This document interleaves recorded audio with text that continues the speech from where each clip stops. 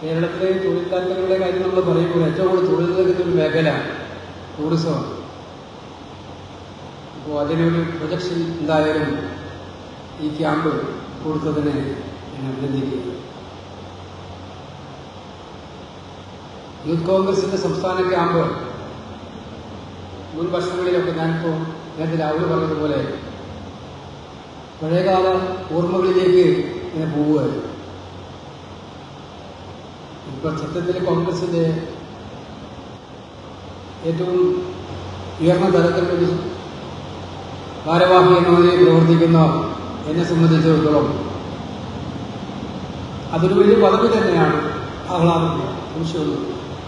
പക്ഷെ നമുക്കൊക്കെ സിരകളിൽ രക്തം ഓടുക മുൻ KSU പ്രവർത്തകനെന്നും മുൻ യൂത്ത് കോൺഗ്രസ് പ്രവർത്തകനെന്നും പറയുമ്പോഴാണ് എന്നുള്ളതാണ്. ആർക്കും എപ്പോഴും ഒഴിവാക്കാൻ പറ്റാത്തൊരു പൊസിഷൻ നമുക്ക് ഉള്ളത് അത് തന്നെയാണ്. അപ്പോൾ ആ പഴയകാല ഓർമ്മകളിലേക്ക് കൂടി ഞങ്ങളെയെല്ലാം കൊണ്ടുപോകുന്ന ഒരു ക്യാമ്പാണ് ആലപ്പുഴയിൽ ഈ പുന്നമടക്കായലിന്റെ തീരത്ത്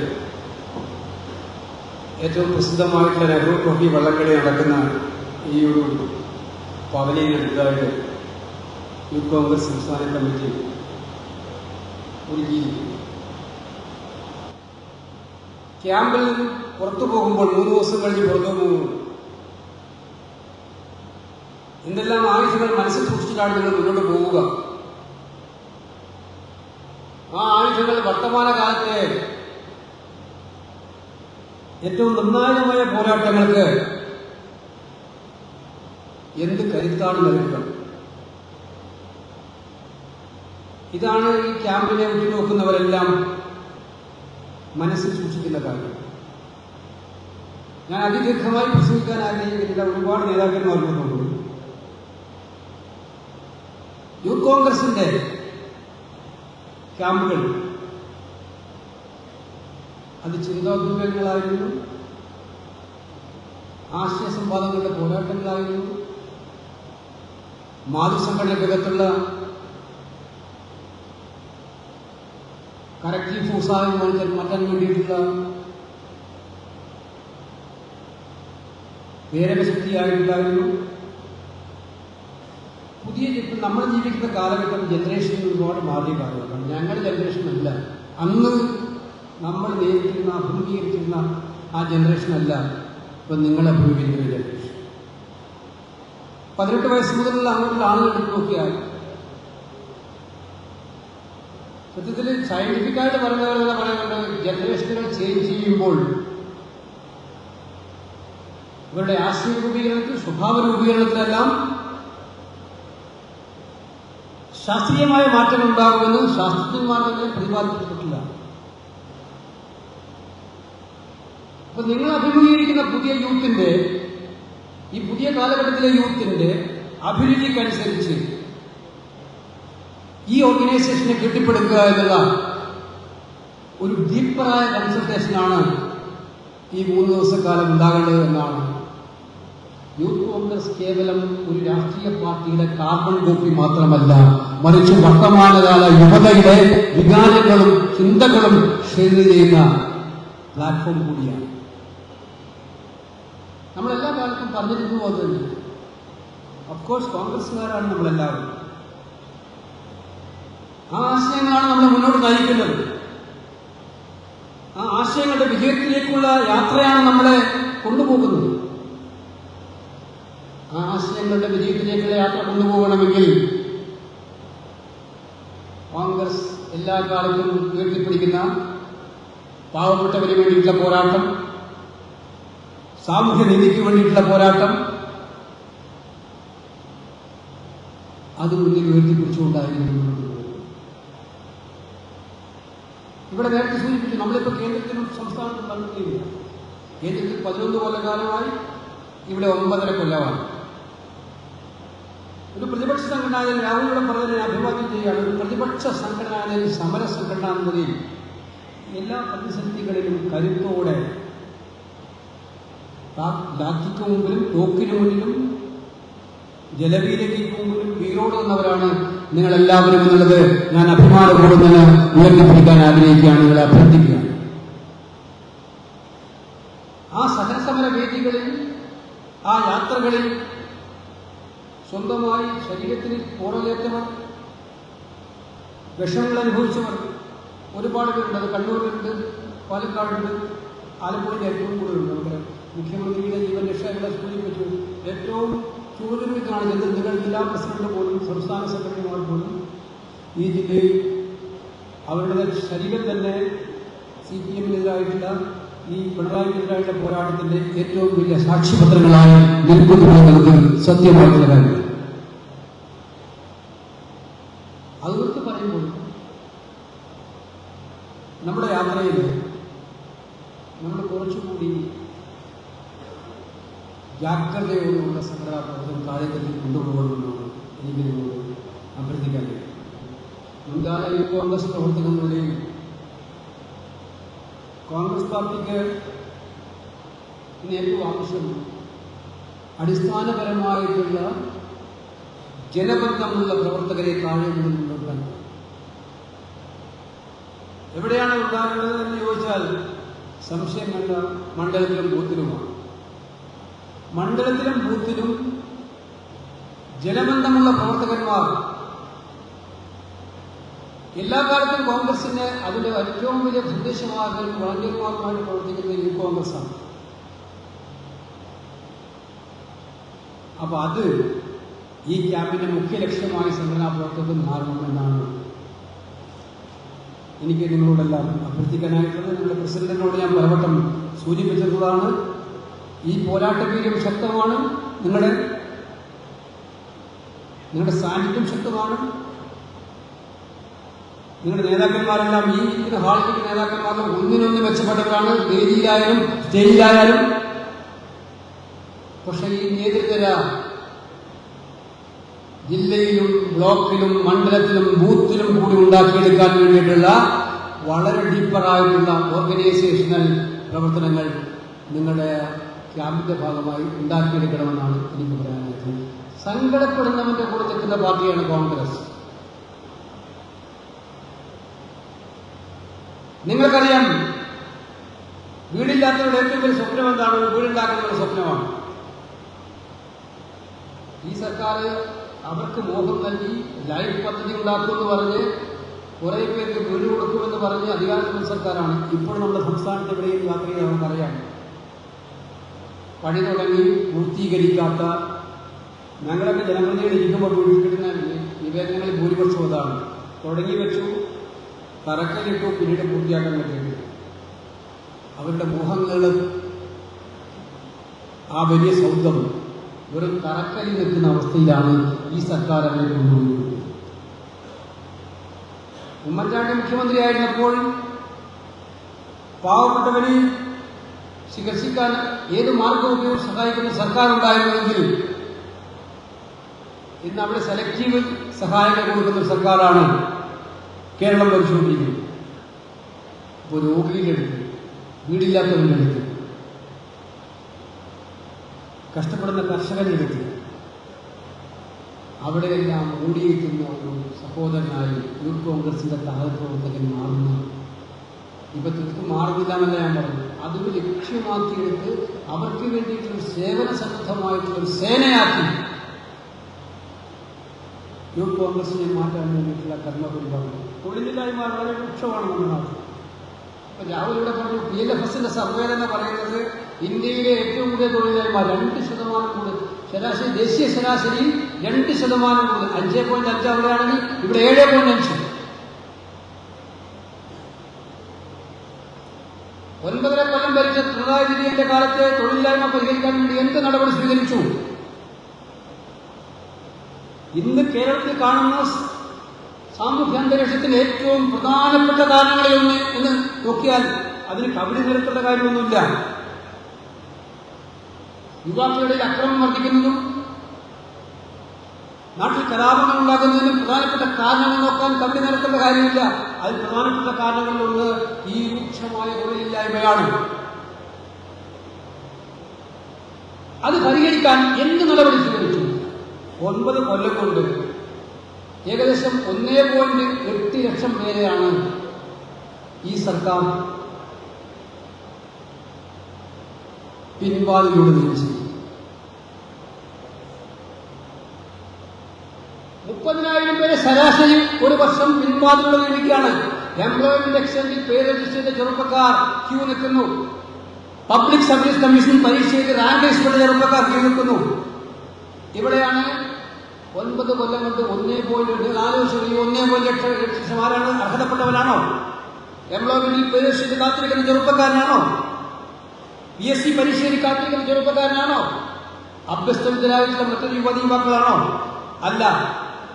ഇവരെയൊക്കെ ബന്ധുക്കൾ, സ്വന്തക്കാര്, പാർട്ടിക്കാര്, അങ്ങനെ സ്വന്തക്കാരെയും പാർട്ടിക്കാരെ നിൽക്കുന്ന പിൻവാതിൽ രാജ് നടപ്പിലാക്കിയ സർക്കാരാണ് പിണറായി സർക്കാർ. ഞാൻ നിലമ്പൂരിൽ ആവർത്തിച്ച കാര്യം ഇതായിരുന്നു.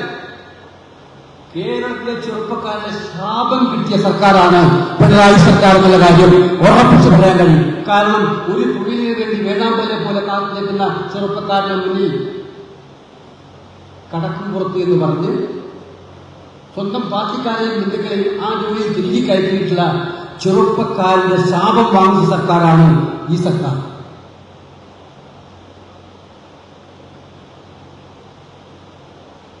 ഈ രൂക്ഷമായ തൊഴിലില്ലായ്മയാണ്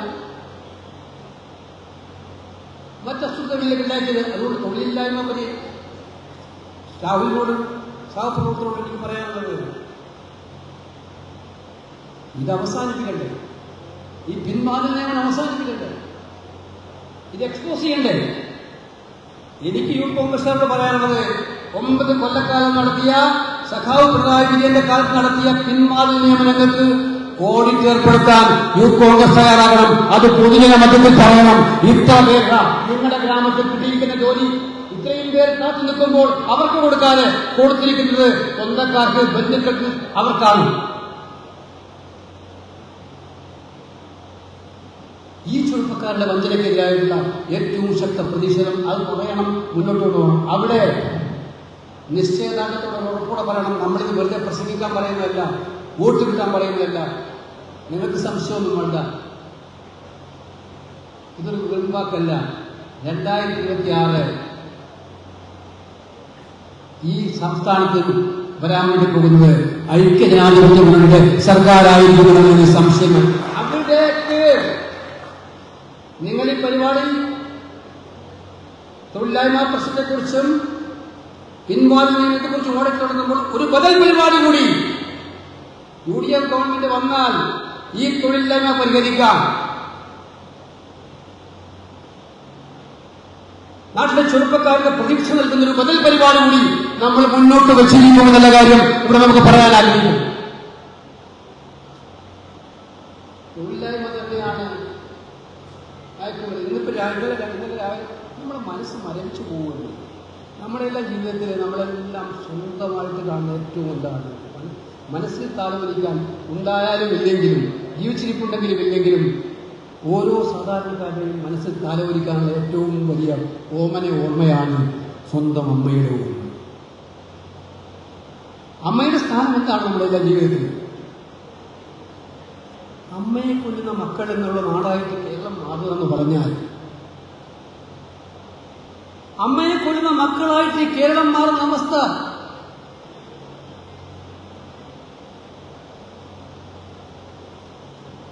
മയക്കുമരുന്നിന്റെ ഏറ്റവും വലിയ വിപണന കേന്ദ്രമായിട്ട് മാറിയിരിക്കുന്നു.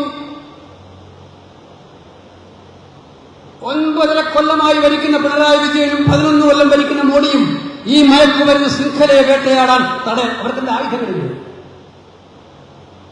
ഇടോ, ഞാൻ ചോദിക്കട്ടെ,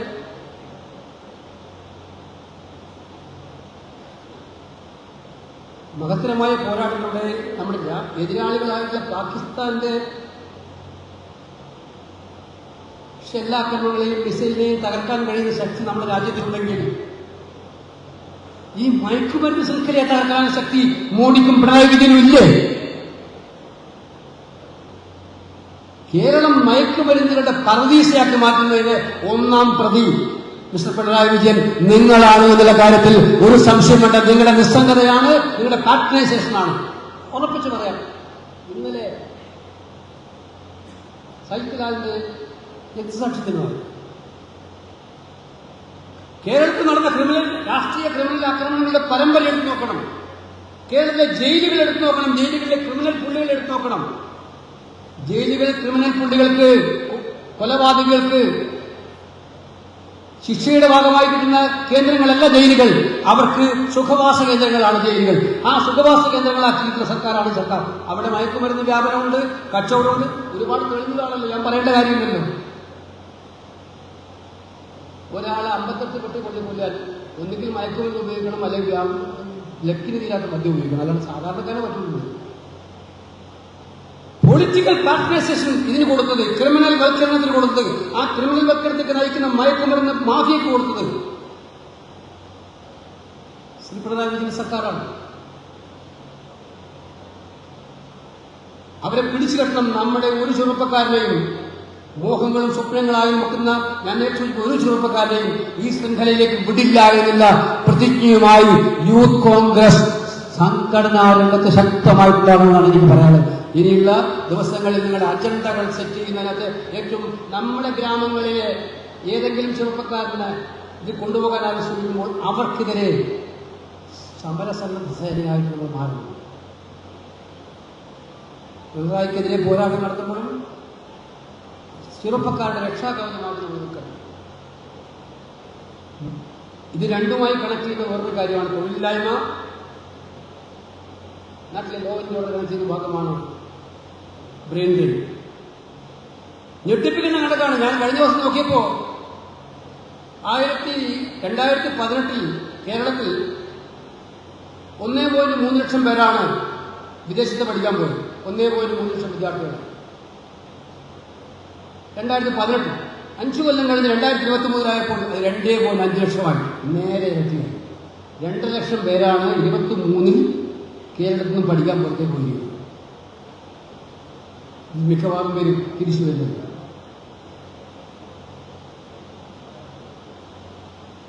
എന്തുകൊണ്ടാണ് അവർ പോകുന്നത്? സർക്കാർ ചിന്തിച്ചിട്ടുണ്ടോ? 9.5 കൊല്ലമായിട്ട് അവരുടെ സങ്കടങ്ങൾ കേട്ടിട്ടുണ്ടോ? ഈ ചെറുപ്പക്കാരന്റെ അവന്റെ മോഹങ്ങളും സ്വപ്നങ്ങളും എന്തായിരുന്നു എന്ന് മനസ്സിലാക്കി ആ മോഹങ്ങളും സ്വപ്നങ്ങളും എവിടെയെങ്കിലും തകർന്നടിയുന്നുണ്ടെങ്കിൽ അത് പരിഹരിക്കാൻ വേണ്ടിയിട്ടുള്ള ഇടപെടലുകൾ നടന്നിട്ടുണ്ടോ? ഇല്ലാത്തതുകൊണ്ടല്ലേ 2 ലക്ഷം പേര് ഈ കൊച്ചു കേരളത്തിൽ നിന്നും ഒരു വർഷം പഠിക്കാൻ പുറത്തേക്ക് പോകുന്നത്. ആ പുറത്തേക്ക് പോകുന്ന ഒരു മഹാഭൂരിപക്ഷം തിരിച്ചു വരുന്നില്ല എന്നുള്ള കാര്യം നിങ്ങൾ മനസ്സിലാക്കണം. നിങ്ങൾക്കറിയാം, സ്ഥാനാർത്ഥികളായി നിൽക്കുന്നവർക്കും ആലയത്തിൽ പ്രവർത്തിക്കുന്നവർക്കും വീടുകളിൽ പോയാൽ വീടുകളിലെല്ലാം പ്രായമായവർ മാത്രം നമ്മുടെ നാട് അങ്ങനെയായി മാറിയിരുന്നു.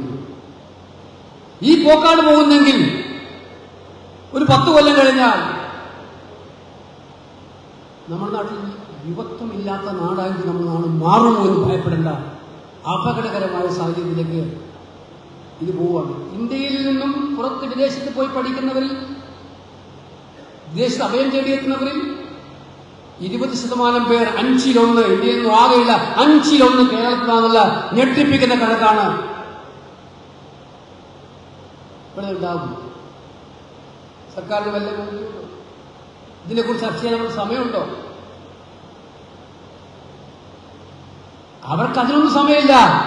അവർക്ക് അദാനി എവിടെയെങ്കിലും അപകടത്തിലാകുമ്പോൾ അദാനിയെ രക്ഷിക്കാൻ വേണ്ടി ചർച്ച ചെയ്യാൻ സമയമുണ്ട്. അതിന് ചീഫ് സെക്രട്ടറിയെ വിളിക്കും, ഷിപ്പിംഗ് സെക്രട്ടറിയെ വിളിക്കും, അതിന് മുഖ്യമന്ത്രിക്ക് സമയമുണ്ട്.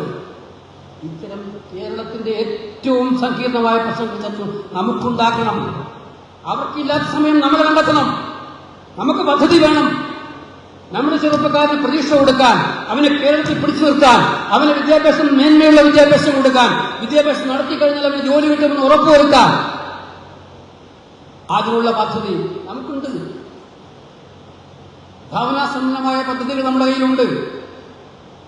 അതുമായി ചെറുപ്പക്കാരെ മുന്നോട്ട് കൊണ്ടുവന്ന് അവരെ കേരളത്തിന്റെ ഈ മണ്ണിൽ ജീവിച്ച് പഠിച്ച് മുന്നോട്ട് പോകാനുള്ള ശക്തമായ പിന്തുണ കൊടുക്കുക എന്ന ഉത്തരവാദിത്വം കൂടി യൂത്ത് കോൺഗ്രസ് ഏറ്റെടുക്കണം എന്നാണ് എനിക്ക് വിനയപൂർവ്വം ഈ ക്യാമ്പിന് മുമ്പാകെ അഭ്യർത്ഥിക്കാനായിരിക്കുന്നത്.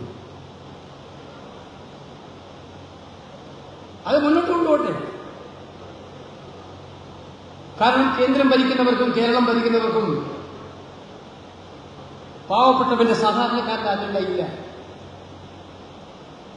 ഇന്നലെ നിങ്ങൾ കണ്ടോ? RSSന്റെ നേതാവിന്റെ പ്രഖ്യാപനം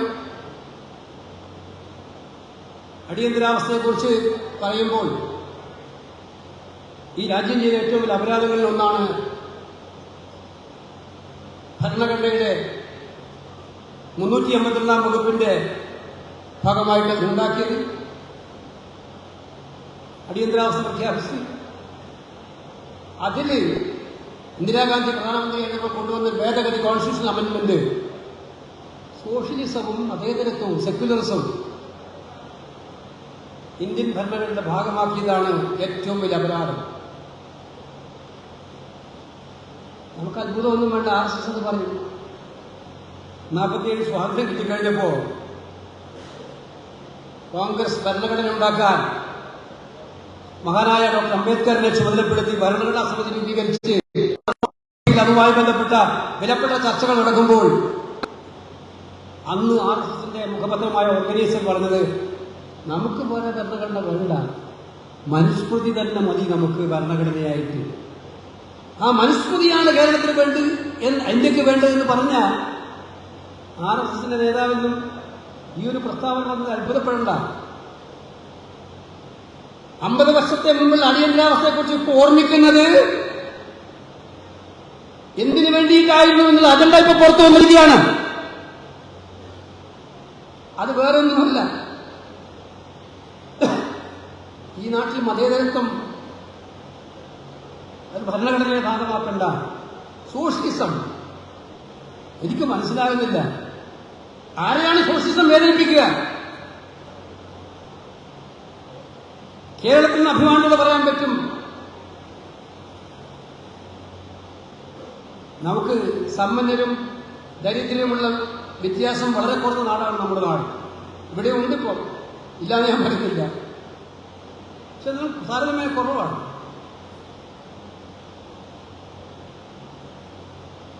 സോഷ്യലിസം എന്ന് പറഞ്ഞാൽ ഈ ദൂരം അത് കുറച്ച് സമ്പന്നരും ദരിദ്രരുടെ കുറച്ചു വന്ന് എല്ലാവർക്കും തുല്യമായിട്ട് സാമ്പത്തിക നീതി കൊടുക്കുക എന്നുള്ള ഒരു പ്രത്യയശാസ്ത്രത്തിന്റെ അടിസ്ഥാനത്തിലാണ് നമ്മൾ സോഷ്യലിസ്റ്റ് ആവുന്നത്. അതിനോട് BJP ദഹിക്കില്ല. കാരണം ഇന്ത്യ രാജ്യത്ത് കഴിഞ്ഞ 11 കൊല്ലമായിട്ട് അവർ ഭരിക്കുന്നത് ഈ പാവപ്പെട്ടവരെ നന്നാക്കിയെടുക്കാൻ വേണ്ടിയിട്ടല്ലല്ലോ. അവര് ലോകത്തിലെ ഏറ്റവും വലിയ കോടീശ്വരനാക്കിയിട്ട് അദാനിയെ മാറ്റാൻ വേണ്ടിയിട്ടുള്ള മെയിൻ അജണ്ടയായിട്ട് നിൽക്കുന്ന പാർട്ടിക്ക് സോഷ്യലിസത്തോട് അലർജി ഉണ്ടാകാം. പക്ഷെ ഒരു കാര്യം മനസ്സിലാക്കി, ഈ നാട്ടിലെ എല്ലാ സംഘടനകളും പറയും നമുക്കറിയാം, മുസ്ലിമും ക്രിസ്ത്യാനിയും സിഖുകാരും സഹോദരന്മാർ എല്ലാവരും ഇവിടെ സെക്യുലറിസം വേണമെന്ന് നമ്മൾ പറയുന്നത്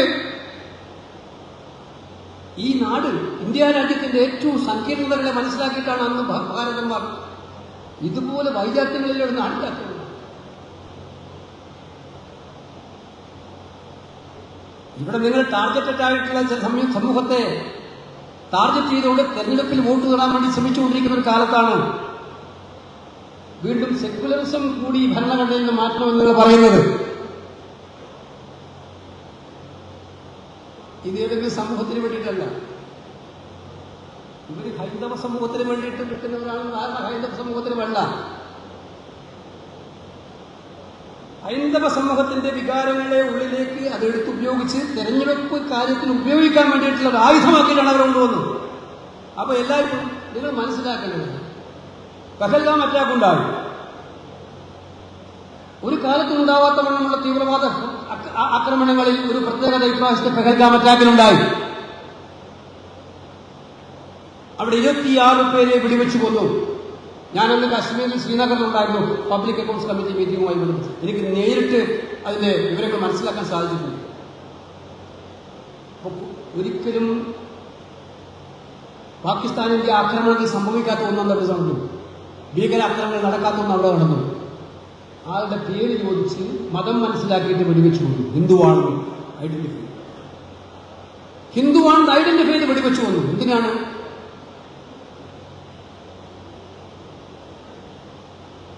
അത് ഹിന്ദുവിനോട് അവർക്കുള്ള വിരോധമല്ല. ഈ രാജ്യത്ത് ഇതിന്റെ പേരിൽ ഹിന്ദു മുസ്ലിം സംഘർഷമുണ്ടാക്കി ഇന്ത്യയെ തകർക്കാൻ വേണ്ടിയിട്ടുള്ള ഒരു ഏറ്റവും വലിയ കോൺസ്പിറസി ആയിരുന്നു അതിന്റെ പേരിലുണ്ടായിരുന്നത്.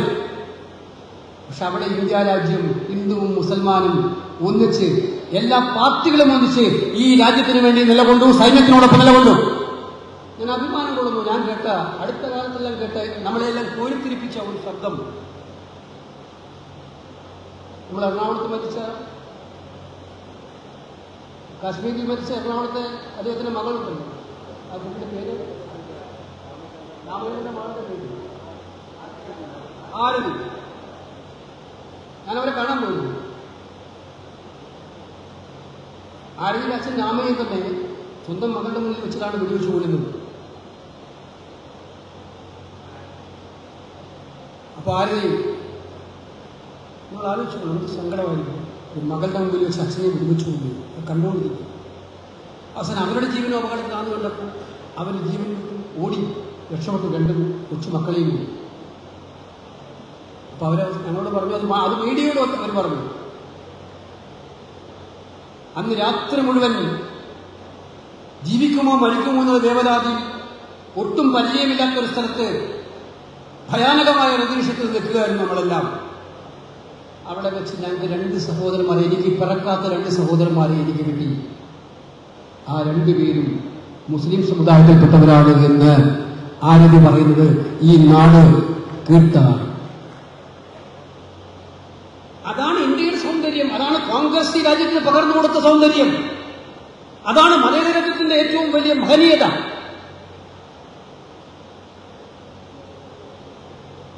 ആ മതേതരത്വത്തെ എടുത്തു മാറ്റാൻ, ഭരണഘടനയിൽ നിന്ന് എടുത്തു മാറ്റാൻ RSS നേതാവ് അറിഞ്ഞിരിക്കുകയാണ്. RSS നേതാവല്ല, സാക്ഷാൽ നരേന്ദ്രമോദി ഇനി വീണ്ടും ഒരിക്കൽ ജനിച്ച് 10 പ്രാവശ്യം വീണ്ടും ജനിച്ച് വന്നാലും ഇന്ത്യൻ ഭരണഘടനയിൽ നിന്നും സെക്യുലർ എന്നും സോഷ്യലിസ്റ്റ് എന്നും മാറ്റാൻ അവർക്ക് സാധിക്കില്ല, അതിന് അനുവദിക്കില്ല കോൺഗ്രസ് പാർട്ടി എന്ന് ഉറപ്പിച്ച് പറയാൻ ഞങ്ങൾ ആഗ്രഹിക്കുകയാണ്. ആ പൂതി അങ്ങ് മനസ്സിൽ വെച്ചാൽ മതി. അതിനാണല്ലോ 400 സീറ്റുമായിട്ട് വരാന്ന് പറഞ്ഞത്. ഭരണഘടന മാറ്റണം, ഞങ്ങൾക്ക് ഭരണഘടന മാറ്റണം. അവരെല്ലാം പ്രസംഗിച്ചു 400 സീറ്റുമായിട്ട് വരും, 2/3 മെജോറിറ്റിയുമായി വരും, കോൺസ്റ്റിറ്റ്യൂഷൻ അമെന്റ് ചെയ്യും എന്നായിരുന്നല്ലോ പറഞ്ഞത്.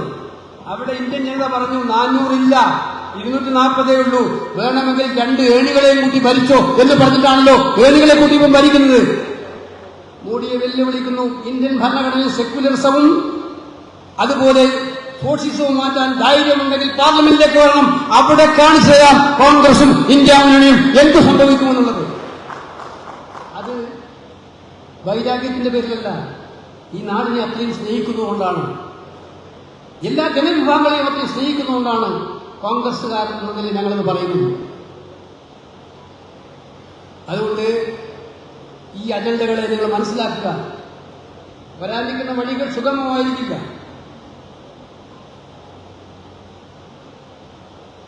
ആ വഴികൾ ബുദ്ധിമുട്ടുള്ളതാണ്. ബുദ്ധിമുട്ടുള്ള വഴികളിലൂടെ തരണം ചെയ്ത് ലക്ഷ്യത്തിലേക്ക് എത്തുമ്പോഴേ ആ വിജയത്തിന് മാധുര്യം കൂടു എന്നുള്ള കാര്യം നമ്മൾ മനസ്സിലാക്കുക. നമ്മൾ വി ഷാൾ ഓവർകം എന്നുള്ള കാര്യത്തിൽ സംശയം വേണ്ട. അതിവിടെയും ഓവർകം ചെയ്യും, അത് അവിടെയും ചെയ്യും. ഇന്ത്യയിൽ നമുക്ക് സംശയം വേണ്ട. അതിനു വേണ്ടിയിട്ടുള്ള തയ്യാറെടുപ്പുകൾ മാറണം. യൂത്ത് കോൺഗ്രസിന്റെ ചരിത്രത്തിലെ ഏറ്റവും നമ്മളിപ്പോ, ഞാൻ നേരത്തെ പറഞ്ഞു, പഞ്ചായത്ത് ഇലക്ഷൻ വരാൻ പോവാണ്, മുനിസിപ്പൽ ഇലക്ഷൻ വരാൻ പോവാണ്, കോർപ്പറേഷൻ ഇലക്ഷൻ വരാൻ പോവാണ്. മിടുക്കന്മാരായ ആളുകൾ സ്ഥാനാർത്ഥികളായി വേണം. ഇത് പറയുന്നത് മിടുക്ക് എങ്ങനെയാണ് നിശ്ചയിക്കുക? മിടുക്കി ഒറ്റ മാനദണ്ഡേ ഉള്ളൂ, ഒറ്റ മാനദണ്ഡേ ഉള്ളൂ മിടുക്കിന്. കോൺഗ്രസ് പാർട്ടിയുടെ മുന്നിൽ ഇപ്പോൾ ഈ പ്രാവശ്യം സ്ഥാനാർത്ഥികളെ നിർണ്ണയിക്കുമ്പോഴും അവർക്ക് വേണ്ടി പ്രചരിക്കുമ്പോഴും ഒറ്റ മാനദണ്ഡം മാത്രമേ ഉള്ളൂ.